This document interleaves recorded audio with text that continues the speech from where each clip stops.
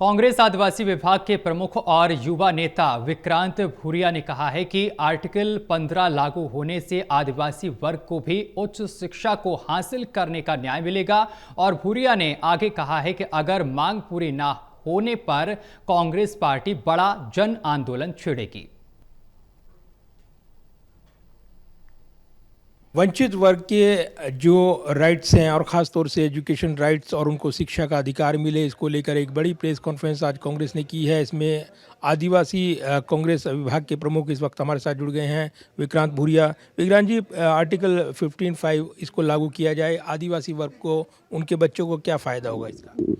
देखिए, ये एक बहुत बड़ी विडंबना है कि जो देश के 90% लोग हैं, जो कि बहुजन समाज हैं, चाहे वो आदिवासी हों, चाहे दलित हों, चाहे पिछड़ा वर्ग हो, उनको हायर एजुकेशंस में और जो हायर यूनिवर्सिटीज़ की रहती हैं, प्राइवेट यूनिवर्सिटीज़, उसमें सिर्फ 12% रिप्रेजेंटेशन मिल रहा है। और ये मैं नहीं कह रहा हूँ, ये जो पार्लियामेंट की स्टैंडिंग कमेटी है, जिसकी अध्यक्षता दिग्विजय सिंह जी ने करी थी, और उसमें 31 सांसद थे अलग अलग पार्टियों से, उन्होंने देखा कि एससीज को सिर्फ 0.8% रिप्रेजेंटेशन मिला।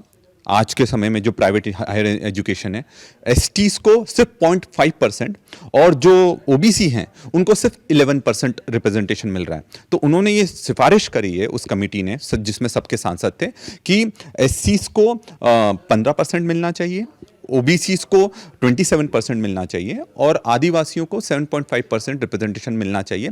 और इसके लिए सरकार को एक नियम लाना चाहिए पार्लियामेंट में, ताकि जो अधिकार हैं, जो वंचित वर्गों के अधिकार हैं, जो आदिवासियों के, दलितों के अधिकार हैं, वो उनके बच्चों को भी बराबर तरीके से मिल सकें। शिक्षा के अधिकार से जुड़ा है आपने, शिक्षा का बराबरी का अधिकार मिले, और इसलिए ज़रूरी है कि आर्टिकल 15(5) को लागू किया जाए, कानून बनाया जाए, ये मांग आप कर रहे हैं। अगर देखें आदिवासी समुदाय की शिक्षा का स्तर मौजूदा दौर में देखें, और इससे क्या बदलाव आने वाला है इस मांग से, अगर ये पूरी होती है तो?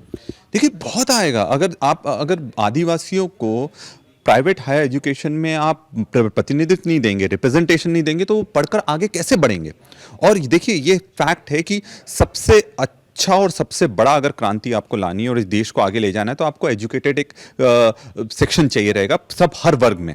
और जब तक वो एजुकेटेड सेक्शन नहीं होगा, तब तक वो अपने अधिकार के लिए लड़ नहीं सकते, अपने अधिकार मांग नहीं सकते और अपने अधिकारों के प्रति सजग नहीं हो सकते। तो इसलिए एजुकेशन का बहुत इंपॉर्टेंट रोल है और आदिवासियों को उनका जो अधिकार है वो हायर एजुकेशन और प्राइवेट एजुकेशन में रिजर्वेशन के थ्रू मिलना चाहिए। इस लड़ाई को आप कैसे आगे बढ़ाएंगे, खासतौर से अगर ये मांग पूरी नहीं होती है? देखिए, अब तो हम सीधे सड़कों पर भी उतरेंगे।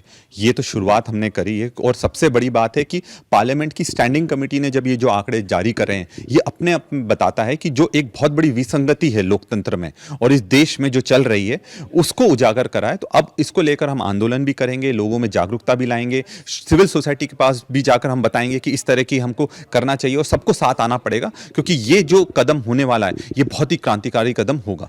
धन्यवाद बात करने के लिए। तो एक नए आंदोलन की रूपरेखा कांग्रेस पार्टी तैयार कर रही है। वंचित वर्ग से जुड़ा मुद्दा है, उनके हायर एजुकेशन में शिक्षण की पुख्ता व्यवस्था हो और यहाँ आरक्षण लागू किया जाए। आर्टिकल 15(5) जो कि यहाँ पर मनमोहन सरकार ने इसको लेकर आए थे, ऐसे में इस पर कानून बनाया जाए, ये मांग करते हुए अपने इरादे जाहिर कर रही है कांग्रेस पार्टी।